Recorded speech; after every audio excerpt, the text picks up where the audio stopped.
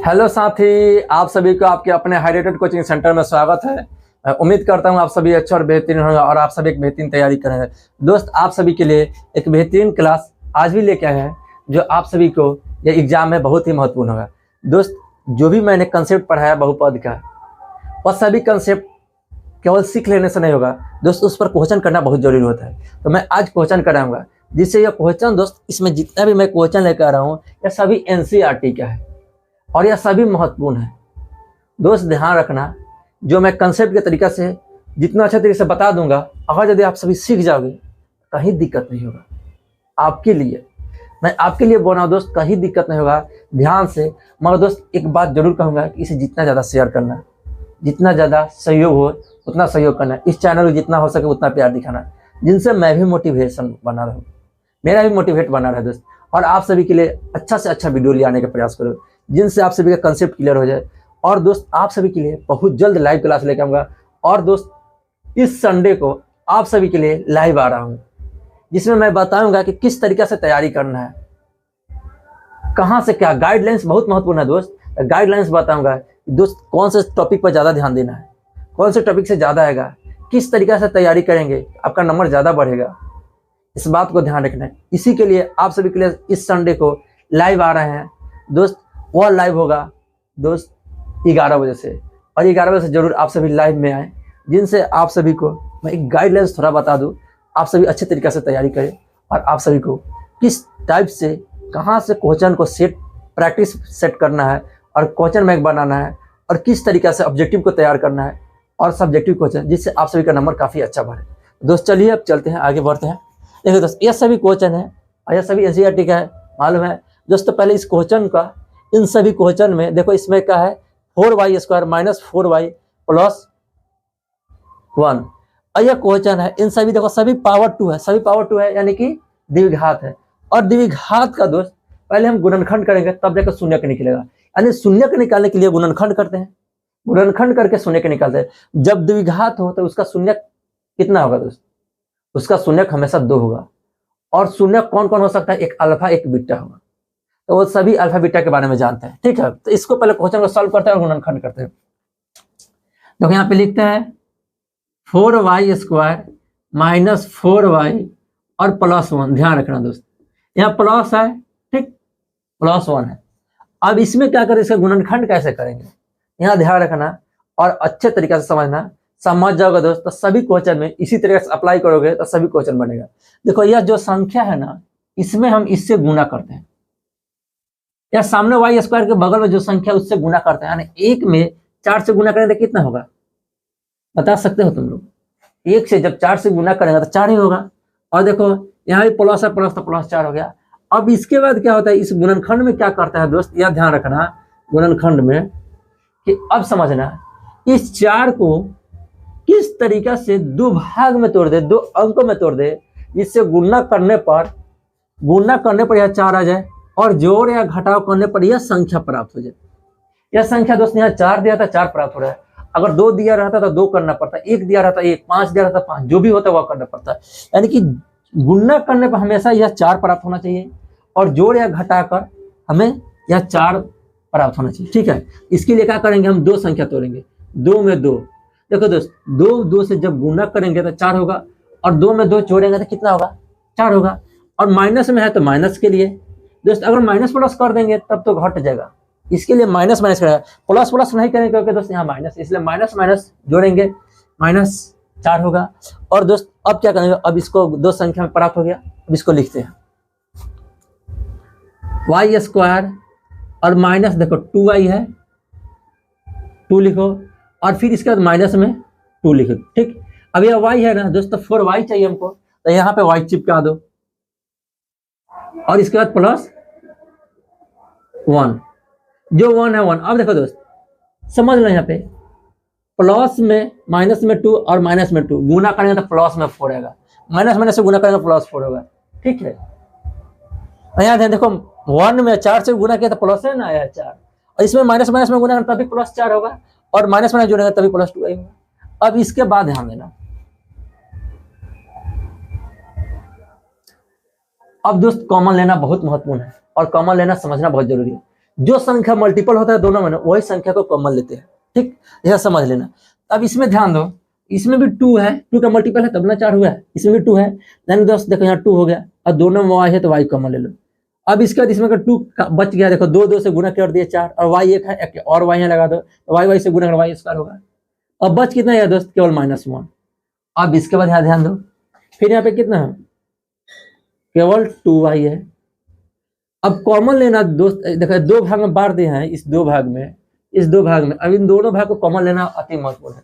अब किस तरीका से कॉमन लेंगे, तो यहाँ समझ लेना, इन दोनों में 2 यहाँ पे है मगर यहाँ पे नहीं, यहाँ पे y है तो यहाँ पे y नहीं, मगर एक ऐसा संख्या है 1 जो इन दोनों का मल्टीपल है, हम 1 कॉमन ले लेते हैं।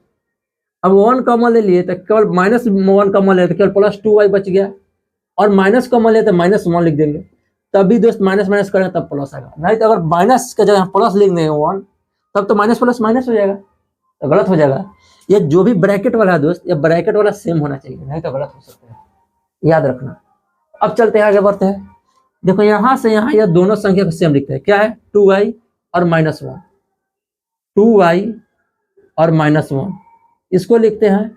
उसके बाद देखना 2y और -1 यह दोनों को सेम लिखते हैं, और इन दोनों को फिर सेम लिखते हैं। दोस्त हो गया, यह गुणनखंड हो गया। अब हमको शून्यक प्राप्त करना है, तो शून्यक प्राप्त करने के लिए दोस्त यहाँ पर शून्य चिपका दो। अब 2 भाग में बांट दो, 2y -1 इक्वल टू 0, सेम है, देखो दोस्त 2y -1 इक्वल टू 0, ठीक है। इस तरीके से सेम ही मानेगा y का मान, जो भी आएगा सेम ही आएगा, ठीक, ध्यान देना। अब क्या करते हैं, अब y 1 है, 1 को उधर भेज देंगे, 2y है इधर प्लस में हो जाएगा, फिर y बराबर कितना होगा, बट्टा में, देखो यहाँ गुणा में है तो बट्टा में चलेगा। इसी तरीके से इसको निकाल दो, इसको इधर भेज दो, 2y 1, देखो यहाँ माइनस में था, इधर प्लस में, फिर y बराबर कितना होगा 1/2। तो y का मान कितना, देखो y का 2, यानी कि y का मान दोस्त 1/2 और 1/2 दोनों प्लस में ही आया, दोनों दोस्त प्लस में आया। और दोस्त ध्यान देना, जब दोनों प्लस में आ गया, यानी कि एक अल्फा, यह क्या हो गया, एक अल्फा हो गया, शून्यक जब 2 होगा तो यह बीटा होगा। अभी बताएं दोस्त, बहुपद का पावर जब 2 हो उसका शून्यक 2 होगा, एक अल्फा हो गया एक बीटा हो गया। अब इसका एक सूत्र बताए थे, शून्यकों का योग निकालना और शून्यकों का गुणनफल निकालना। अब यहाँ ध्यान दो, शून्यकों का योग का सूत्र क्या होता है बताओ दोस्त, शून्यकों का योग का सूत्र यह होता है alpha plus beta equal to क्या होता है -b/a। अब देखो दोस्त, अल्फा प्लस बीटा तो वो प्राप्त हो गया, और -b और a का लफड़ा है, यह कहाँ से आ गया, b a हो गया, ठीक है। तो यहाँ ध्यान दो, देखो यहाँ जो दोस्त y का स्क्वायर है ना, या x का स्क्वायर कुछ भी हो, इसका जो भी मल्टीपल होता है वह a होता है, यानी कि व्यापक रूप पता है ax² -bx प्लस दोस्त और प्लस c, यह होता है, यही तो द्विघात बहुपद का व्यापक रूप होता है। तो देखो ये y² या x² के सामने a है, यानी कि a का मान दोस्त कितना हो गया हमारा, a का मान हमारा 4 हो गया। अब इसके बाद दोस्त, अब यहाँ ध्यान देना, इन सभी को मिटा सकते हैं, ठीक, मिटाने से दोस्त सवाल बनाने बनेगा, ठीक, यहाँ ध्यान देना। a का मान हमारा कितना हो गया, देखना दोस्त, y के मल्टीपल में जो होगा y² के मल्टीपल में वही a होता है, और केवल y हो उसके मल्टीपल में होता है तो देखो यहाँ b लिखा हुआ है तो b होगा, मगर यहाँ देखो यहाँ माइनस में है तो -4 होगा। फिर बाकी देखो यहाँ पे क्या है, c है तो c, और यहाँ पे 1 है तो 1 लिख दो। अब इस तरीके से इसको प्राप्त हम कर सकते हैं। अल्फा बीटा का मान तो यहाँ दिया हुआ है दोस्त 1/2 और प्लस 1/2। अब देखो दोस्त, यह भी हाफ है और यह भी हाफ है, जोड़ेंगे तो 1 नहीं होगा, 1 हो गया, 1 हो गया। अब यहाँ ध्यान दो, क्या अब इस तरीका से भी हमको यह जो सूत्र है इसके बाद -b/a करें तो 1 प्राप्त होगा, हाँ होगा दोस्त। देखो क्या करना है, माइनस दे देना, और b का मान कितना दिया माइनस में, तो माइनस +4, देखो पहले से माइनस है और b का मान माइनस +4 हो गया, और a का मान अभी 4 है, कर दो, कितना प्राप्त हुआ, 1 ही ना हुआ, 1 होगा। अब इसके बाद ध्यान देना, अब इसके बाद जो बात आने जा रहा है, ठीक, अल्फा प्लस बीटा का मान हो गया। अब अल्फा इंटू बीटा का मान दोस्त इधर ही निकाल देते हैं, ठीक है, अल्फा इंटू बीटा का मान इधर ही निकाल देते हैं। यहाँ ध्यान देना, अल्फा इंटू बीटा का मान यहाँ निकाल देते हैं, अल्फा इंटू बीटा बराबर बराबर दोस्त सी बाई ए होता है। ये आपको शून्य के सभी सूत्र लिखवाए हैं दोस्त। जो भी क्लास नहीं देखे हो इसका बैक का क्लास देख लो, जिनसे यह क्लास आपको काफी समझ में आएगा, सभी लिखवाए हैं। अब यहाँ ध्यान देना, अल्फा इंटू बीटा का मान मतलब दोस्त 1/2 है और 1/2 है, तो 1/2 इंटू 1/2 मल्टीपल करोगे तो 1/4 होगा। तो क्या इस तरीका से सी बाई ए मान भी 1/4 होगा? वही तो यहाँ कर रहा है, जब अल्फा बीटा गुना किया तो 1/4 हुआ, तो सी बाई ए का मान भी 1/4 होगा, तभी जाकर होगा। यहाँ ध्यान देना, सी का मान कितना लिखे? सी का मान माइनस, सी का मान प्लस में 1 है और ए का मान 4, यह भी आ रहा है दोस्त। देखो तो यह सॉल्व हो गया हमारा क्वेश्चन, अच्छे तरीके से सॉल्व हो गया होगा। अब दोस्त आगे बढ़ते हैं और नेक्स्ट क्वेश्चन बताएंगे।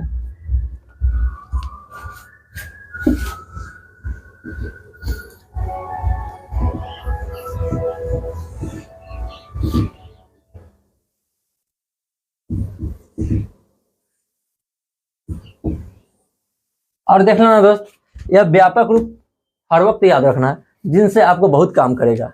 देखो a² minus plus bx plus c, ये हम लिखवाए हैं आपके लिए। अभी देखो यह क्वेश्चन सेम है, वही रूप है, देखो वही रूप है। देखो यहाँ पे क्या है, 6t² माइनस 3 है, यानी कि दोस्त इसमें का t का मान गायब हो गया। t का मान कब शून्य हो सकता है, कब t नहीं लिखा हुआ होगा? जब b का मान यहाँ शून्य होगा।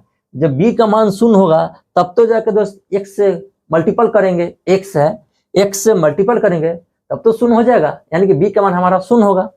ठीक, तो पहले इसको हम गुणनखंड करते हैं, यानी कि इससे हम पहले शून्य ज्ञात कर लेते हैं। ठीक है, देखो शून्य कैसे ज्ञात करेंगे दोस्त, इसके बराबर मान लेंगे शून्य होगा, तो 6t² बराबर प्लस 3, माइनस है तो उधर प्लस 3, और t² बराबर कितना होगा दोस्त 3/6। अब इसे कट कर दो, कट कर दोगे तो 1/2 होगा।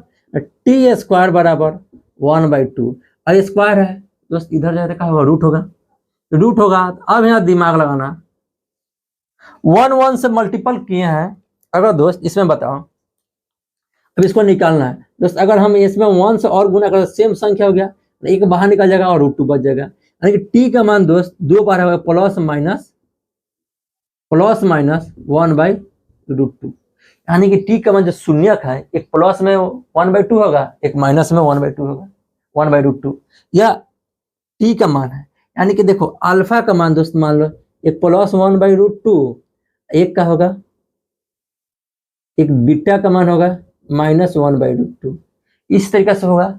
या शून्यक हम ज्ञात कर लिए, तो अभी फिर हम सूत्र बताए, और कौन सा सूत्र था, शून्यकों का योग।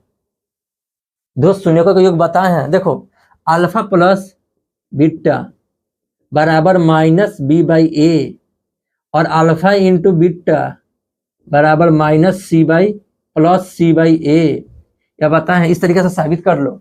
देखो अल्फा प्लस बीटा दोनों है, देखो कितना है, अल्फा का मान माइनस प्लस में है 1/√2, देखो अल्फा है, अल्फा का मान रखे प्लस में 1/2, और प्लस का चिन्ह है प्लस दे दिए, और माइनस है कितना, माइनस 1/√2। देखो माइनस और प्लस का होगा, यह भी माइनस हो जाएगा। अब माइनस हो गया दोस्त, तो घटाएंगे तो हमेशा शून्य प्राप्त होगा, यानी कि इन दोनों का योग तो हमारा शून्य हो गया। अब चेक कर लेते हैं, माइनस b/a का मान भी क्या शून्य आ रहा है? देखो अब इसके लिए क्या करना पड़ेगा, फिर हमारा a का मान, b का मान, c का मान निकालना पड़ेगा। तो यहाँ ध्यान दो, t² या x², यानी यहाँ पे a है, a का मान हमारा कितना होगा 6, और देखो अब b है यहाँ पर और x है, यानी कि यहाँ पे तो कहीं t है ही नहीं, यानी b का मान हमारा शून्य होगा, तभी जाके b यहाँ पर t नहीं लिखा हुआ है, t का कोई मल्टीपल भी नहीं लिखा हुआ है। ठीक, अब इसके बाद c देखो, c का मान कितना होगा, यहाँ पे कुछ ना कुछ लिखा हुआ है ना, c का मान तो माइनस में 3 लिखा हुआ है। इस तरीके से क्या करना, माइनस b/a का मान ज्ञात करना है। तो देखो माइनस का है, माइनस b/a है ना, तो माइनस दे देना, और b का मान कितना है, शून्य है, और a का मान कितना है 6 है, 6 लिख दो। दोस्त किसी भी संख्या में जब ऊपर का संख्या अंश शून्य हो जाए तो हमेशा उसका मान शून्य होता है, याद रखना। अगर नीचे शून्य हो जाए वह संख्या अपरिभाषित होता है। ठीक, अब यहाँ ध्यान देना, इसके बाद क्या होता है, अब गुणनफल चेक कर लेते हैं। देखो तो क्या है, 1/2 इंटू अल्फा का मान 1/2√2, फिर माइनस में 1/√2, अब इसको गुना करेंगे तो माइनस 1/2 हो गया, 1/2 हो गया। अब इसके बाद बढ़ना, इसके बाद अति महत्वपूर्ण है, अब इसको चेक करना है सी बाई ए हो रहा है कि नहीं, सी बाई ए चेक कर लो। देखो यहाँ पे कितना लिखना है, सी का मान कितना लिखे, -3, -3 लिखे हैं। और इसके बाद देखो ए का मान कितना लिखे हैं, 6। अब इसको कट करोगे दोस्त तो -1/2 ही ना आएगा, यहाँ भी -1/2, यहाँ भी -1/2। इस तरीके से दोस्त दोनों सवाल को सॉल्व कर दिए। अब तीसरा सवाल आ रहा है, तीसरा सवाल बताएंगे और प्रयास करेंगे आप सभी को कि काफी अच्छे तरीके से समझे और अच्छे तरीके से समझ के और आप सवाल सॉल्व करेंगे दोस्त ना, सवाल सॉल्व होगा। आप सभी अगर यदि बहुपद का फर्स्ट चैप्टर बनाएंगे तो जरूर बनेगा।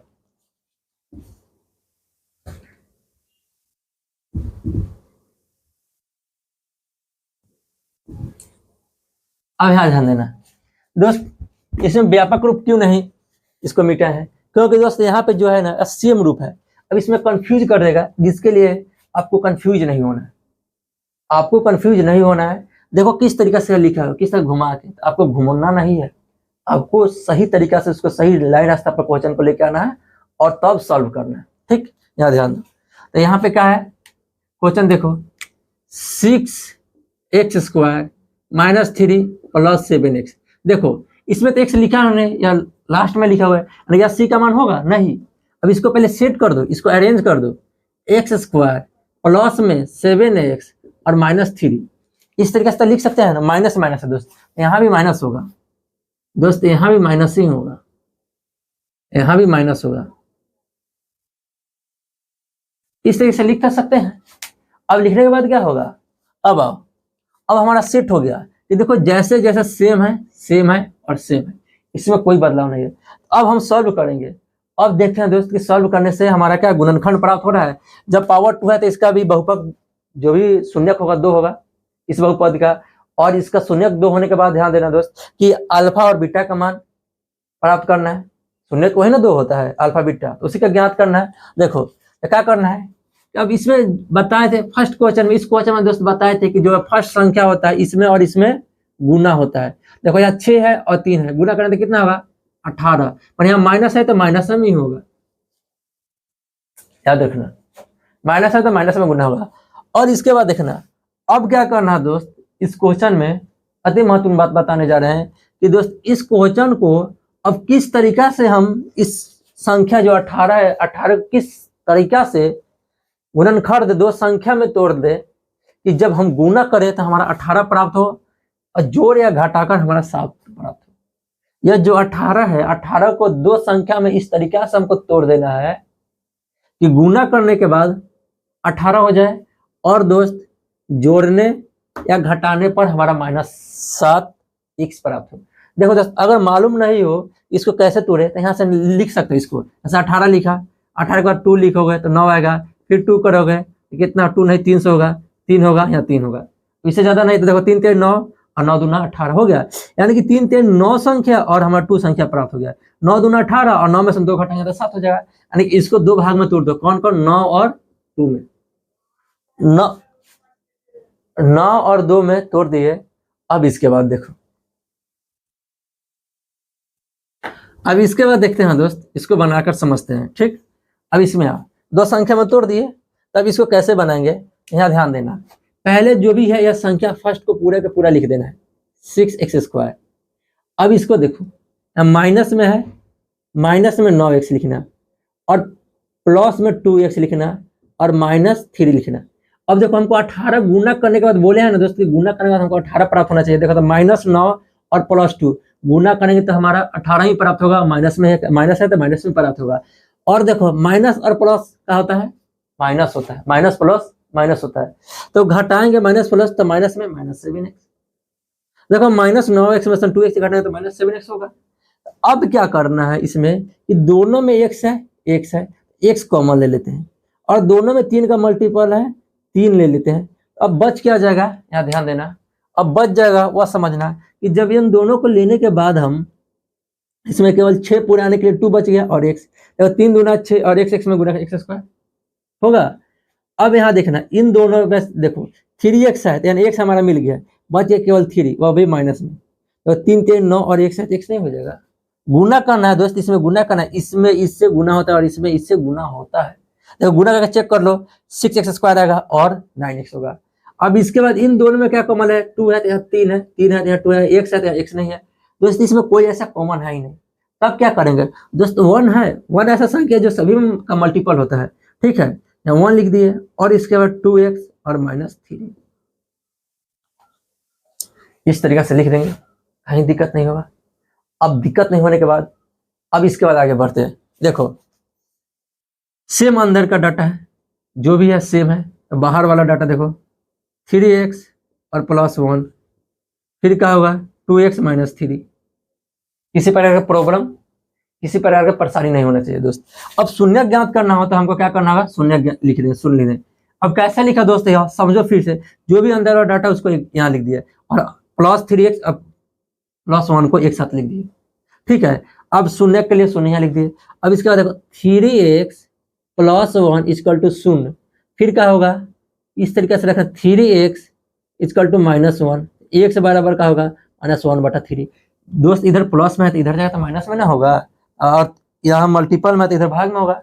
अब इस तरीके से इसको प्राप्त करो, 2x -3 = 0, 2x बराबर का होगा 3, x बराबर का होगा 3/2। इस तरह से कर देखो, x का मानेगा एक अल्फा हो गया, एक अल्फा हो गया, एक बीटा हो गया, या दो संख्या हमारा प्राप्त हो गया। दो पावर हो यानी बहुपद में जब द्विघाती होगा तो उसका शून्य कहीं दो ही होगा, अल्फा एक बीटा। अब इसको सॉल्व करते हैं, अब इसका जांच लेते हैं दोस्त, क्या सच है अल्फा शून्यकों का योग -b/a जो होता है यह क्या सत्य है। इसके लिए अब ऊपर से हम बताते हैं, ठीक।